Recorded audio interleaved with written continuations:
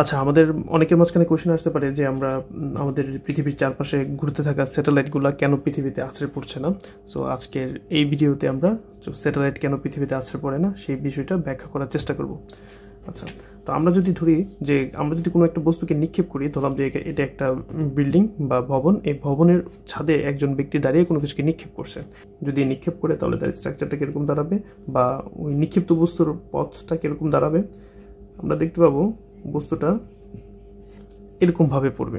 ওকে, এখন যদি ব্যক্তিটা নিক্ষিপ্ত বস্তুকে আরও দ্রুত গতিতে মানে আরও অধিক বেগে নিক্ষেপ করে তাহলে কি হবে, আরও অধিক বেগে যদি নিক্ষেপ করে তাহলে নিক্ষিপ্ত বস্তুর বিচরণকাল কিংবা অতিক্রান্ত দূরত্ব দুইটাই বেড়ে যাবে। এখন আমরা যদি দেখি যে আরও জোরে যদি নিক্ষেপ করে তাহলে কি হবে, তার বিচরণকাল এবং অতিক্রান্ত দূরত্ব দুইটাই বৃদ্ধি পাবে। আচ্ছা, এখন আমরা যদি এই বিচরণকাল বা কতটুকু পথ অতিক্রম করেছে সেটা যদি বিশ্লেষণ করি তাহলে আমরা দেখতে পাবো অলমোস্ট এইখান থেকে এই পর্যন্ত প্রথম যে যাত্রা পথ ছিল বা অতিক্রান্ত দূরত্ব ছিল সেটা মোটামুটি সরলরৈখিক ছিল, বাট এরপরের যে অংশটা এই পোর্শনটা এখানে মোটামুটি একটা প্যারাবোলা ক্রিয়েট হয়েছে বা অধিবৃত্ত ক্রিয়েট হয়েছে। আচ্ছা, তো এটার ক্ষেত্রে দ্বিতীয়টার ক্ষেত্রে এই সরলরৈখিক পথটা একটু বেশি ছিল, তৃতীয়টার ক্ষেত্রে সরলরৈখিক পথটা আরেকটু বেশি ছিল, কিন্তু পরবর্তীতে উভয় ক্ষেত্রেই প্যারাবোলা বা অধিবৃত্ত সৃষ্টি হয়েছে। তো এই যাত্রার পথটাকে বা এই গতিপথকে বলা হয় প্যারাবোলা ট্র্যাজেক্টরি। আচ্ছা, তো এখন কথা হচ্ছে যে এইভাবে যদি আমরা বস্তুর গতি, নিক্ষেপের গতি বাড়াতে থাকি তাহলে আলটিমেটলি কি ঘটতে পারে। হ্যাঁ, আলটিমেটলি যেটা ঘটবে সেটা হচ্ছে এই ঘটনাটা ঘটবে। তো প্রথমে বস্তুটাকে কম বেগে নিক্ষেপ করা হয়েছিল, সো প্যারাবোলা ট্র্যাজেক্টরি অনুসরণ করে সে একটু কাছে নিক্ষিপ্ত হয়েছে, কাছে পতিত হয়েছে, তারপর আরেকটু জোরে বেগে আরেকটু বেশি বেগে নিক্ষেপ করা হয়েছে, সে আরেকটু দূরে গিয়ে আপতিত হয়েছে বা হ্যাঁ আরেকটু দূরে গিয়ে ভূমি স্পর্শ করছে। তার থেকে যদি আরও একটু বেশি গতিতে নিক্ষেপ করা হয়েছে তাহলে আরেকটু দূরে গিয়ে ভূমি স্পর্শ করছে। এখন আমরা যদি এমন একটা বেগে নিক্ষেপ করি তাহলে বস্তুটা কি হবে যে পৃথিবীর সমান্তরালে বা সমতলে পৃথিবীর সমতলে চলতে থাকবে, অর্থাৎ এই বস্তুটা আর পৃথিবীতে ফিরে আসবে না। এখন আমরা যেই বেগে কোনো কিছুকে নিক্ষেপ করলে সেই বস্তুটা পৃথিবীর মায়াত্যাগ করে চলে যাবে তাকে বলা হয় মুক্তিবেগ। মুক্তিবেগ হচ্ছে 11.2 কিলোমিটার পার সেকেন্ড। মানে কোনো বস্তুকে যদি আমরা 11.2 কিলোমিটার পার সেকেন্ড নিক্ষেপ করতে পারি তাহলে বলতে পারি যে ওই বস্তুটা পৃথিবীর মায়াত্যাগ করে চলে গেছে, মানে পৃথিবীতে আর ফিরে আসার পসিবিলিটি কম।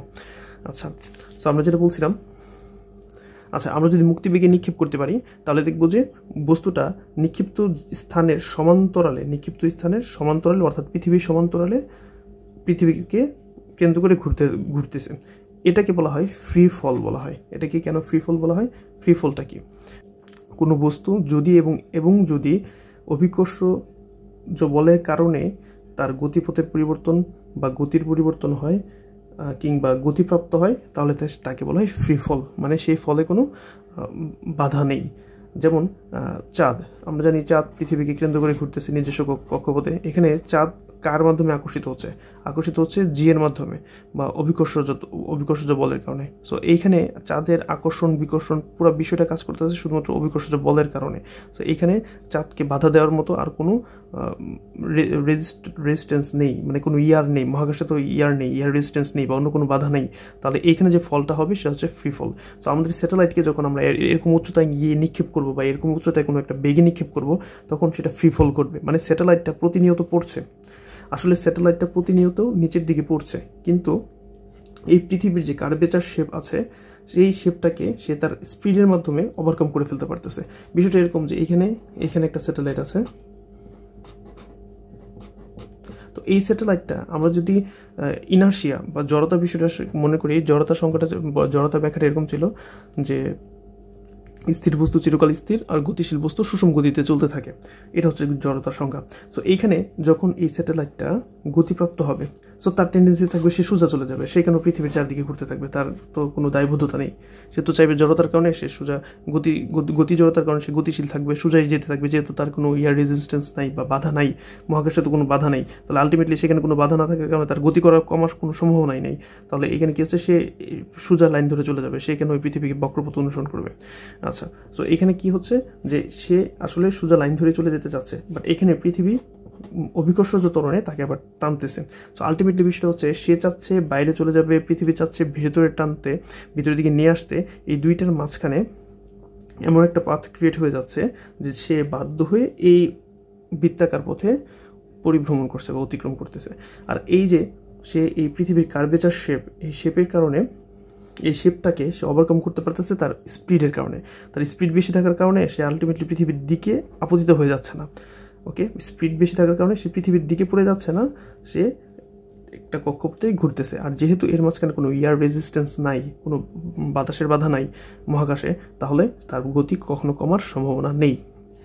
আচ্ছা, আমরা যখন দেখি যে রকেট যখন পৃথিবীতে থেকে রকেট যখন পৃথিবী থেকে উপরের দিকে উঠতে থাকে, একটা সময় গিয়ে রকেটের ইঞ্জিনের বা ওয়েল ট্যাঙ্কগুলো খুলে পড়ে যায় এবং একটা সময় স্যাটেলাইট বহনকারী রকেটগুলো স্যাটেলাইট থেকে আলাদা হয়ে যায়। সো রকেটগুলো কী করে, যে অরবিট বা কক্ষপথে যখন পৌঁছানোর পর কিছুটা পথ অতিক্রম করে একটা নির্দিষ্ট গতি প্রাপ্ত হয়, মানে স্যাটেলাইটটা যে গতিতে ঘুরবে সেই গতিটা রকেট প্রাপ্ত হয়ে রকেট কিছুক্ষণ ঘুরবে, ঘুরে আস্তে করে স্যাটেলাইটটাকে মুক্ত করে দেবে। অর্থাৎ তৎকালীন সময় স্যাটেলাইটের বেগ রকেটের বেগ সমান থাকবে। আচ্ছা, যেহেতু স্যাটেলাইটের বেগ রকেটের বেগের সমান হবে, তাহলে রকেটটা যে বেগে ছিল স্যাটেলাইটটা আজীবন পর্যন্ত এই বেগেই এই পৃথিবীর কক্ষপথে ঘুরতে থাকবে। আবার বলতেছি, এই কার্ভেচার শেপটাকে, পৃথিবীর এই কার্ভেচার শেপের কারণে ভূমিতে আছড়ে পড়ার যে একটা প্রবণতা থাকবে, সেটাকে ওভারকাম করতে পারবে কীভাবে? স্যাটেলাইট তার স্পিডে দিয়ে। এখানে একটা লক্ষণীয় বিষয় যে স্যাটেলাইটগুলো পৃথিবীর কাছে অবস্থিত, সেই স্যাটেলাইটগুলোর স্পিড অনেক বেশি থাকে, যাতে তারা পৃথিবীর অভিকর্ষজ বলে পৃথিবীতে আছড়ে না পড়ে। আর যে স্যাটেলাইটগুলো অনেক দূরে অবস্থান করে, তাহলে ওই যে স্যাটেলাইটগুলো যত বেশি দূরে অবস্থান করবে তাদের স্পিড তত কম হবে। আমরা বলতে পারি যে ইন্টারন্যাশনাল স্পেস স্টেশন এর গতিবেগ হচ্ছে ঘন্টায় প্রায় এর গতিবেগ হচ্ছে 7.66 কিলোমিটার পার সেকেন্ড। ওকে, আর সেক্ষেত্রে চাঁদের গতিবেগ হচ্ছে 1022 কিলোমিটার পার সেকেন্ড।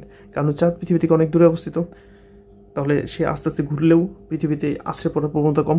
আর স্পেস স্টেশন পৃথিবী থেকে মাত্র 400 কিলোমিটার উপরে, যেহেতু সে পৃথিবীর খুব কাছে অবস্থিত, তাই তাকে খুব স্পিডে ঘুরতে হচ্ছে যাতে করে পৃথিবীতে আছড়ে না পড়ে।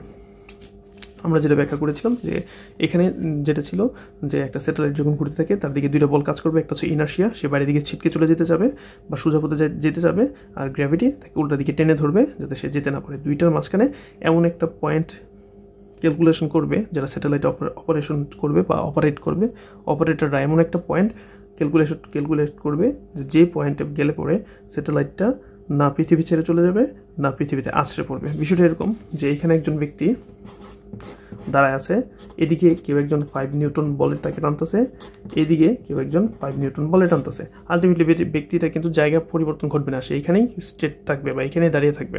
সো এই বিষয়টা এখানে ঘটবে যে ইনার্শিয়ার সাথে জি এর এরকম একটা ক্যালকুলেশনে আসবে যে এমন একটা পয়েন্ট আমরা ফিক্সড করব যে পয়েন্টে গেলে পরে স্যাটেলাইটটা জড়তার কারণে বাইরে চলে যাবে না, আবার জি এর কারণে পৃথিবীতে আছড়ে পড়বে না। সো এই ফ্রি ফল যেটা আমরা বললাম, যে এই ফ্রি ফলের কারণেই মূলত স্যাটেলাইটগুলো কী করে আজীবন ধরে নির্দিষ্ট কক্ষপথে ঘুরতে থাকে। অরবিট বা কক্ষপথগুলোর আবার বিভিন্ন স্তরে ভাগ করা যায়, 3টা ভাগে অরবিটগুলোকে ভাগ করা হয়। কিছু অরবিটে স্যাটেলাইটগুলো কয়েক বছর থাকে, কিছু অরবিটে স্যাটেলাইটগুলো কয়েক দশক পর্যন্ত থাকতে পারে। আচ্ছা, এখন কথা হচ্ছে যদি কখনো প্রয়োজন হয় আমি স্যাটেলাইটকে অরবিট থেকে সরিয়ে দিব, তখন সেক্ষেত্রে কী করা হবে? স্যাটেলাইটের ভিতরে থ্রাস্টার থাকে, এই থ্রাস্টারগুলো ফায়ারিং করে স্যাটেলাইটগুলোকে তার অরবিট থেকে বিচ্যুতি ঘটানো যেতে পারে। অরবিট থেকে বিচ্যুতি, যদি এই স্যাটেলাইটটাকে তার গতি কমিয়ে একটু বিচ্যুতি ঘটানো যায়, তাহলে সে কিন্তু ভূমিতে আছড়ে পড়বে না, আসলে ভূমিতে পতিত হওয়ার আগে সে জ্বলে পুড়ে ছাই হয়ে যাবে। ঠিক আছে, আবার তাকে যদি সে এই কক্ষপথ থেকে বের করার প্রয়োজন হয়, তাহলে ওই থ্রাস্টার ইঞ্জিনগুলো ওপেন করে বা ফায়ারিং করে তাকে কক্ষপথ থেকে একটু বিচ্ছুরণ ঘটানো যেতে পারে। আমরা বলেছিলাম যে একটা নির্দিষ্ট পয়েন্ট ফিক্সড করা হবে ইনার্শিয়া আর গ্র্যাভিটির মাঝখানে ক্যালকুলেশন করে। সেই পথটা হতে পারবে 160 থেকে 2000 কিলোমিটার। বিভিন্ন স্যাটেলাইটের উপর বেস করে সেই অরবিট ফিক্সড করা হয়। আমরা ইতিপূর্বে বলেছি যে অরবিট মোটামুটি 3 ভাগে ভাগ করা যায়। 3 ধরনের অরবিট আছে স্যাটেলাইট ফিক্স করার জন্য। তো এটাও হচ্ছে মূল কারণ যে যার কারণে আমাদের স্যাটেলাইটগুলো ভূমিতে আছড়ে পড়ে না। So moral of the story,